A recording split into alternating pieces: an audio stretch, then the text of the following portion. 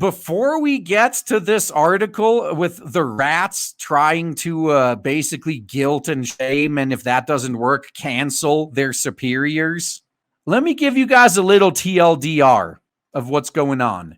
So the comic industry is legitimately running scared right now because the people who are keeping it afloat are all abandoning ship for a site called Substack, which previously they focused on hosting like blogs and all that.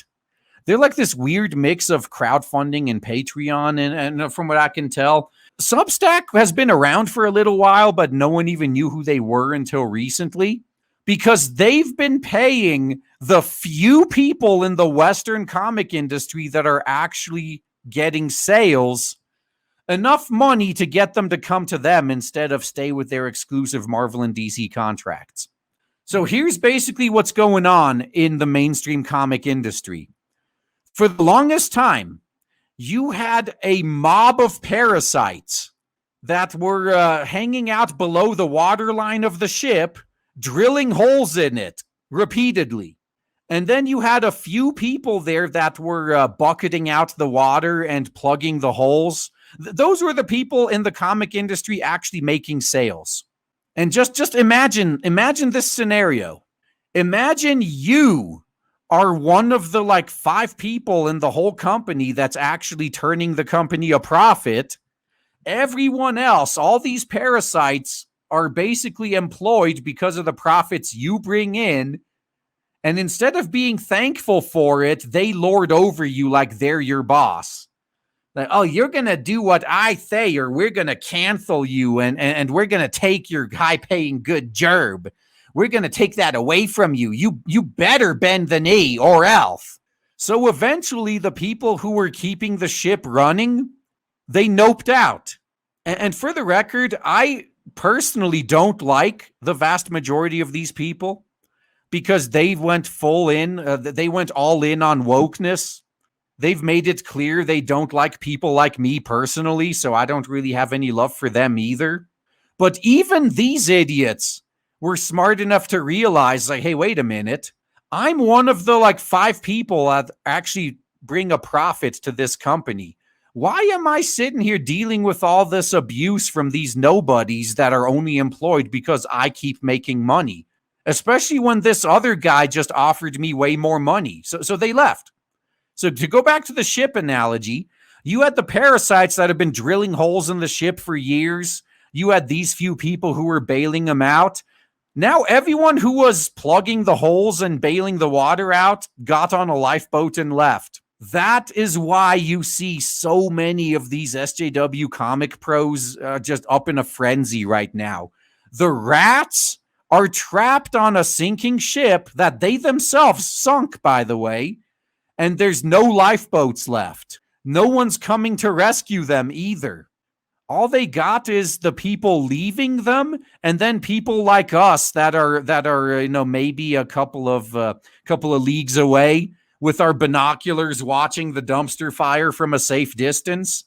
But no one's going to come help them. No one's going to save them. They did all this to themselves. The parasites have finally killed their host. And now they're freaking out. So of course they're lashing out at everyone that takes a lifeboat because they know that their meal ticket is on the way out. It's over. They're done. This is basically their death throes. So that's the context for what I'm about to read to you so you can laugh at them guilt-free. Substack comics creators criticized over site's offensive content. Oh, fuck! Our host is jumping ship to another site. Quick! We're going to have to smear them. Maybe we can get them canceled. If we're lucky, we'll get the whole site shut down, and these guys will have to come back and keep letting us leech off of them. Hamish McKenzie posted regarding his newly announced Substack comic book creator publishing deals, which, courtesy of Nick Spencer, has seen millions of dollars dropped on attracting some of the biggest names in comic books to publish their creator-owned titles first on the Substack newsletter subscription service. Creator-owned is the big one. All these guys that were actually bringing in the money to Marvel and DC, knowing full well that they were being paid peanuts while making other people billions, why wouldn't they jump at this deal? So far, Jonathan Hickman, James Tinian, Scott Snyder, Scotty Young, Molly Ostertag, Saldin Ahmed, and Chip Zdarsky have gone public, as well as engaging in a number of other monetizing and merchandising opportunities. It is clearly one of the biggest stories to hit the comic book industry this year in a year of big stories. And it is, of course, not without manufactured controversy. Like Rich Johnston, known shit stirrer. Hamish McKenzie stated, there are few industries where we feel the Substack model could be more game-changing than in comics, where the gap in power and earning potential between publishers and for-hire creators is enormous, and where the creator of a story can spawn a 9-figure franchise and yet take home little more than a standard paycheck. And no royalties either. On Substack, comics creators are their own publishers, and they are guaranteed full ownership of their IP, content, and mailing lists. And like any other publisher on the platform, these creators are supported by Substack Pro packages designed to kickstart going independent and remove the risks of starting a publishing enterprise. Until you get deplatformed by Substack. So that's the catch. Patreon started out as something like this, and then they started deplatforming people. So you definitely don't want to become dependent on Substack. Definitely use them, but focus on going completely independent while you're there. Because like Clownfish TV pointed out, this would be just like Webtoon. Remember when Webtoon was going big? First, all the Western comic pros were looking down their noses at webcomics in general, calling it amateur hour. Then they saw that the webcomics people were making more money than them, so they, of course, had to jump on. And Webtoon actually paid to bring on some big Western names just to make a name for themselves. And once they had pretty much the entire Western market on Webtoon, they got rid of all the Westerners and brought their own Korean comics in, which, to be fair, is what everyone wants to read anyway. Like, no one wants to read these woke SJW garbage comics on Webtoon. They want their fucking Korean romance and hot chick comics. That's probably what's going to happen in Substack. Substack is going to give these guys a big deal to bring them on and use their name and their brand to bring more subscribers to Substack. And when their usefulness runs out, they'll be cut off. So definitely take the money while they're giving it, but plan your exit early so it won't catch you by surprise.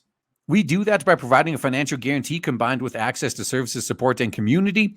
These packages include upfront grants, design and editing services of the creator's choosing that Substack subsidizes, and monthly stipends to help out with the cost of health insurance. The freedom and independence that these deals offer are lasting. The grants give these creators the best possible runway to build their own audiences. At the end of the pro program, creators are free to leave and take those audiences with them if they want to. It's up to us to build an ecosystem good enough that they won't. Now, that's a good attitude to have right there. Now, unfortunately, it's current year, so you always have to be wary of being canceled. So I would still suggest going out on your own. But until they kick you off, definitely use every tool you have available to you, but don't rely on it always being there. I have noted that a number of people have talked about the creators taking away books that would have been published at the likes of Image Comics and Boom to Substack. That is not what's happening. Substack is a digital publisher with venture capital money. Just wait till the venture capital money runs out, though. Ooh, that's when things get interesting. That will enable the easier creation and monetization of comic books digitally with advances paid against expected revenue. Yeah, so basically the people that they think are worth it, the people that they think will bring them an audience, are being paid a minimum guarantee. That's what's happening. The comics will then, in all likelihood, be published in print and probably at Image or Boom. Dude, self-publish. It's a cross between Patreon and Kickstarter that pays certain people in advance. The people that they think will bring them more customers will be paid in advance, yes. Of course, who those certain people are is an issue for some. Yeah, the Parasites are mad that the people that are getting paid to be on Substack are only the people that can actually bring more money and people to Substack. No one wants these diversity hires who have no actual talent anyway. They were only hired to fill a quota. As Substack funds a number of blatantly offensive newsletters and writers, some of whom have been kicked off of other platforms for their writing. And Substack recognizes that they will bring them money, at least for now. Now, this I would be very weary if I was one of these quote unquote offensive writers, because I think Substack letting them stay on is the equivalent of, like, say, Patreon taking advantage of adult content creators and even OnlyFans. They're trying to get rid of the porn aspect now, which was literally what drew people to them in the first place. I could suspect Substack's probably going to do this too once they get big enough. Because right now, when they're the little guy, they have to differentiate themselves from their bigger competition. So they allow the people that their bigger competition deplatforms. But once they become big, they'll deplatform them too. So you always have to be preparing your exit. Just assume that they're going to deplatform you sooner or later. In one Twitter thread, comic journalist Cheryl Lynn Eaton posted, what has horrified so many about Substack is the platform has gone to next level beyond plausible deniability, curation, bringing in abusers and separatists and paying them.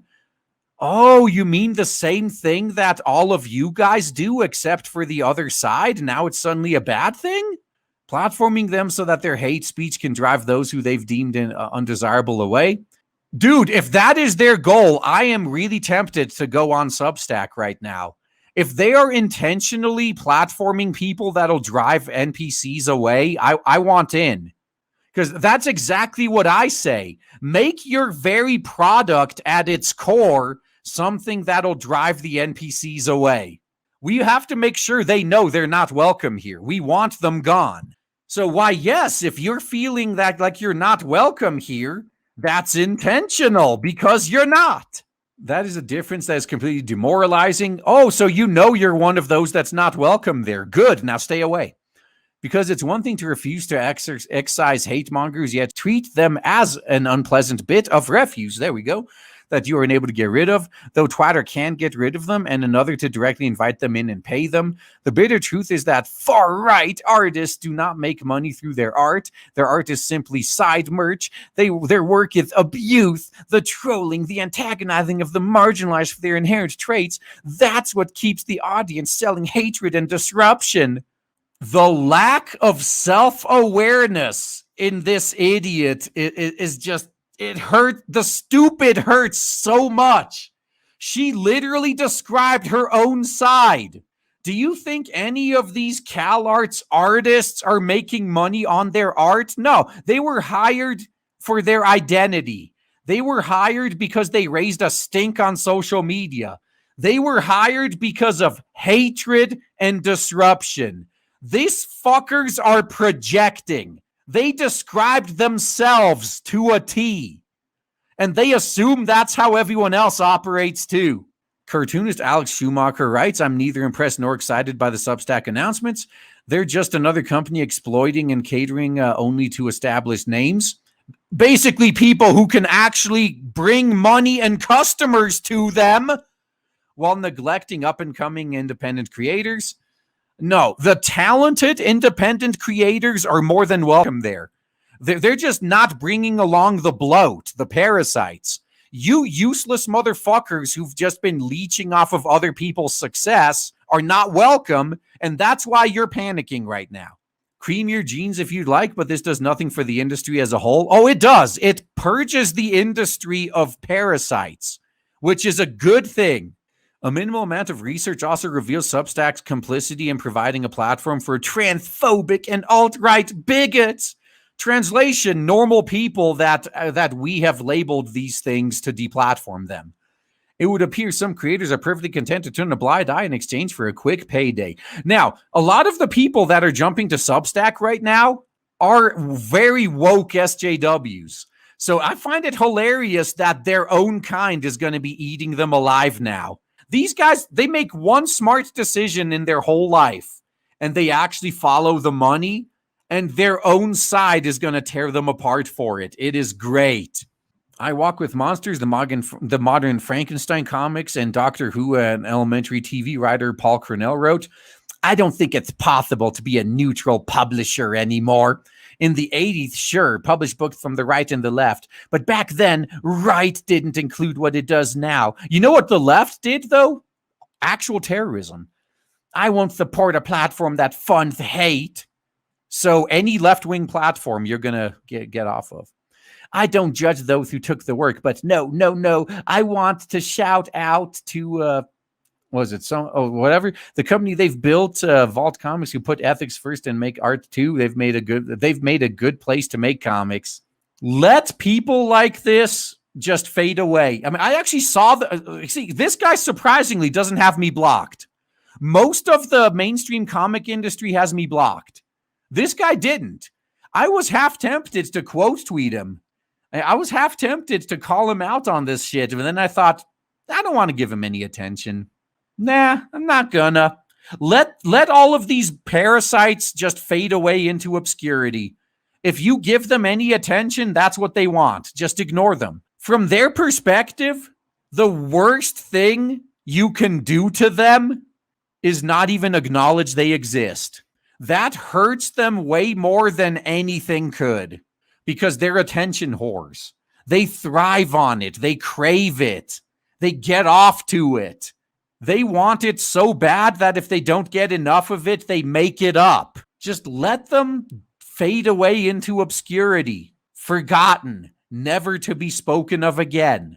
At this point, I just block them. If they don't have me blocked already, I just block them. I don't need you in my life. I'm just going to forget you exist and do my own thing. As previously mentioned, new Substack comics publisher Chip Zdarsky has chosen to donate a percentage of subscription monies to the Rainbow Road Alphabet Soup organization, which works to help Alphabet Soup people who face persecution globally find safety. Will others follow suit with something similar? Will that solve anyone's objections? So I'll answer both of those questions. First question, others have already followed suit. Because they think that they can appease the hate mob by just giving some money to a charity. But no, this time it's different. The people that are mad because the host has separated itself from the parasites. Like, they're the parasites and their host has separated itself from them. It's not enough that you give that money to a charity. They want you to continue paying for them. So yes, others have already followed suit, but it's not going to be good enough. So that answers the second part. It won't solve anyone's objections. I look forward to weeks of future dumpster fires with this story, actually. It is going to be so good. Just watching these rats panic as they realize that they're stuck on a ship that they themselves sank and all the lifeboats are gone. Oh man, I am so excited to tell you guys right now that finally, after about a year of build-up and shilling, we have launched Blade Devil on Indiegogo, and so far it is doing so well thanks to awesome people like you. If you haven't backed it yet, then please check the links in the description and check out Blade Devil on Indiegogo. You will not be disappointed. Looking forward to seeing you there.